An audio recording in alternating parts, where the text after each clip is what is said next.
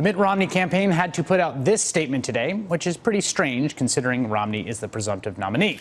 Quote, Governor Romney has a lot of respect for Dr. Paul, that's Ron Paul, of course, and the energy his supporters bring to the process. We look forward to working together to help Mitt Romney defeat President Obama this fall. As for individual state conventions, make no mistake that the Tampa convention will nominate Mitt Romney, and it will be his convention.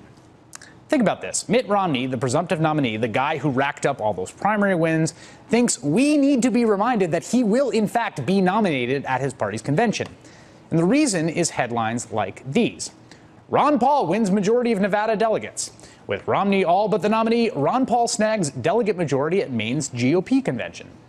If this sounds like news, you're not wrong, because Mitt Romney already won, in quotation marks, those contests earlier this year. Back in February, he won the Nevada caucus and the Maine straw poll. In Nevada, Romney got 50% of the vote, while Ron Paul just got 19%. But when Nevada sends 28 delegates to the party convention this summer, at least 22 of them will be Ron Paul supporters. Because this weekend, Ron Paul supporters took over the Nevada county Republican conventions. Now, the Nevada delegates are bound to the results from the February caucus, which means they have to vote for Romney even though they are Paul supporters. But that only holds for the first round of voting. If Mitt Romney doesn't secure the nomination on the first ballot, those delegates are then free to vote for whomever they darn well please. And we already know that at least 22 of them darn well please Ron Paul. In Maine's February straw poll, Romney got 39% to Ron Paul's 35%. But when Maine sends its 24 delegates to the convention, 21 of them will be Ron Paul supporters.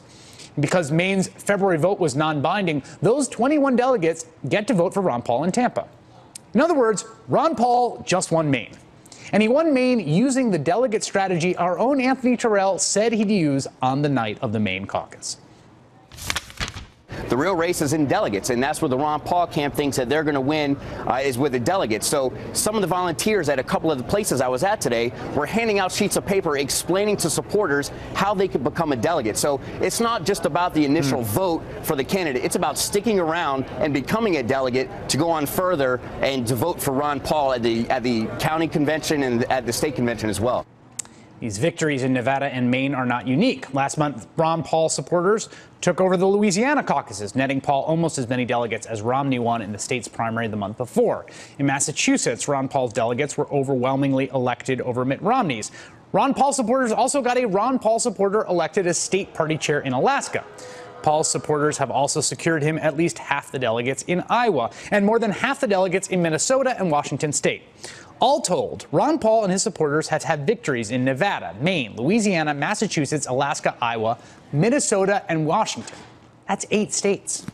The question is, will Mitt Romney trip over it?